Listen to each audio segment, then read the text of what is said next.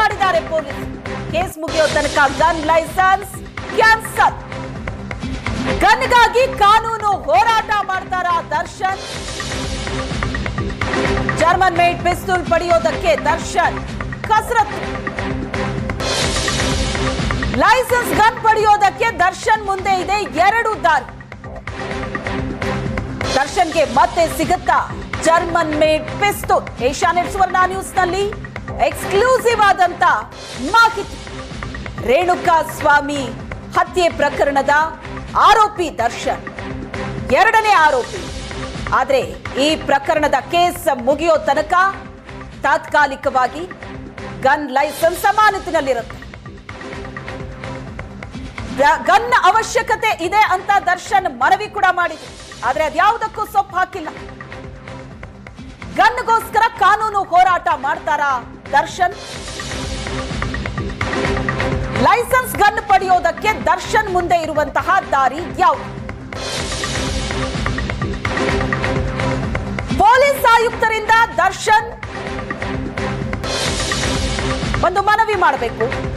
ದರ್ಶನ್ ಮುಂದಿರುವಂತಹ ಎರಡು ದಾರಿಯನ್ನ ನೀವು ನೋಡಿದಿರಿ. ಕಮಿಷನರ್ ಬಳಿಯೇ ಅರ್ಜಿಯನ್ನ ಸಲ್ಲಿಸಬೇಕು. ಗನ್ ಲೈಸೆನ್ಸ್ ಅಮಾನತು ಪ್ರಶ್ನಿಸಿ ಅರ್ಜಿಯನ್ನ ಸಲ್ಲಿಸಬಹುದು ದರ್ಶನ್.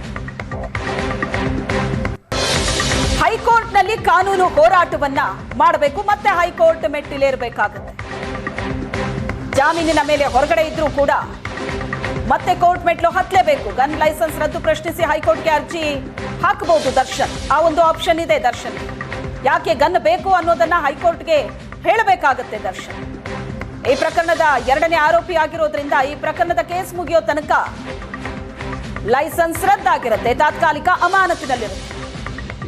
ಈ ಬಗ್ಗೆ ಹೆಚ್ಚಿನ ಡೀಟೇಲ್ಸ್ ಕೊಡ್ತಾರೆ ನಮ್ಮ ಪ್ರತಿನಿಧಿ ಕಿರಣ್ ಸಂಪರ್ಕದಲ್ಲಿದ್ದಾರೆ. ಕಿರಣ್, ಜಾಮೀನಿನ ಮೇಲೆ ಹೊರಗಡೆ ಇದ್ರೂ ಕೂಡ ದರ್ಶನ್ಗೆ ನೆಮ್ಮದಿ ಇಲ್ಲ. ಪ್ರತಿಯೊಂದಕ್ಕೂ ಕೋರ್ಟ್ ಗಮನಕ್ಕೆ ತರಬೇಕು, ಕೋರ್ಟ್ನಿಂದ ಅನುಮತಿ ಪಡ್ಕೋಬೇಕು, ಹಾಗಾಗಿದೆ. ಗನ್ ವಿಚಾರದಲ್ಲಿ ದರ್ಶನ್ ಮುಂದೆ ಇರುವಂತಹ ಆಪ್ಷನ್ಗಳು ಏನೇನು ಹಾಗಾದ್ರೆ?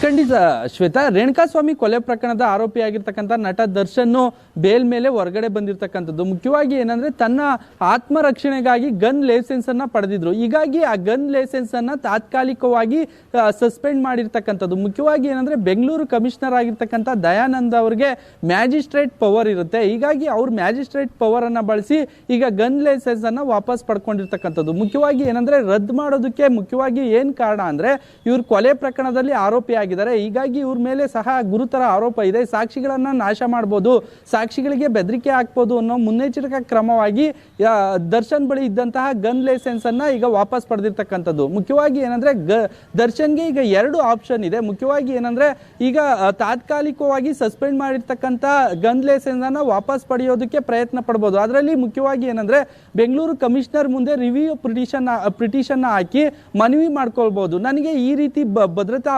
ಅವಶ್ಯಕತೆ ಇದೆ, ನಾನೊಬ್ಬ ಸೆಲೆಬ್ರಿಟಿ ಇದ್ದೀನಿ, ನನಗೆ ತೊಂದರೆ ಆಗುತ್ತೆ, ನಾನು ಸಾಕಷ್ಟು ಕಡೆ ಓಡಾಡ್ತಾ ಇರ್ತೀನಿ, ನನಗೆ ಭದ್ರತಾ ದೃಷ್ಟಿಯಿಂದ ಆತ್ಮರಕ್ಷಣೆಗಾಗಿ ಗನ್ ಅವಶ್ಯಕತೆ ಇದೆ ಅಂತೇಳಿ ಕಮಿಷನರ್ ಮುಂದೆ ಮನವಿ ಮಾಡ್ಕೊಳ್ಬಹುದು. ಮತ್ತೊಂದೆಡೆ ಈಗ ಕಮಿಷನರ್ ಮಾಡಿರ್ತಕ್ಕಂಥ ಆದೇಶ ಏನಿದೆ, ಗನ್ ಲೈಸೆನ್ಸ್ ಅನ್ನ ರದ್ದು ಮಾಡಿರ್ತಕ್ಕಂಥ ಆದೇಶವನ್ನ ಪ್ರಶ್ನಿಸಿ ಹೈಕೋರ್ಟ್ಗೆ ಹೋಗ್ಬೋದು. ಹೈಕೋರ್ಟ್ ನಲ್ಲೂ ಸಹ ಅರ್ಜಿಯನ್ನ ಸಲ್ಲಿಸಿ ತನಗೆ ಯಾವ ರೀತಿ ಅವಶ್ಯಕತೆ ಇದೆ, ನನಗೆ ಗನ್ ಲೈಸೆನ್ಸ್ ಬೇಕೇ ಬೇಕು ಅಂತೇಳಿ ಪೊಲೀಸರ ಮುಂದೆ ನೋಟಿಸ್ಗೆ ಉತ್ತರ ಕೊಟ್ಟಿದ್ರು ದರ್ಶನ್.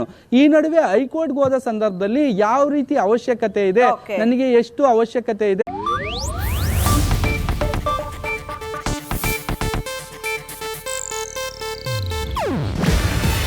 ಇದು ಏಷ್ಯಾನೆಟ್ ನ್ಯೂಸ್ ನೆಟ್ವರ್ಕ್ ಪ್ರಸ್ತುತಿ.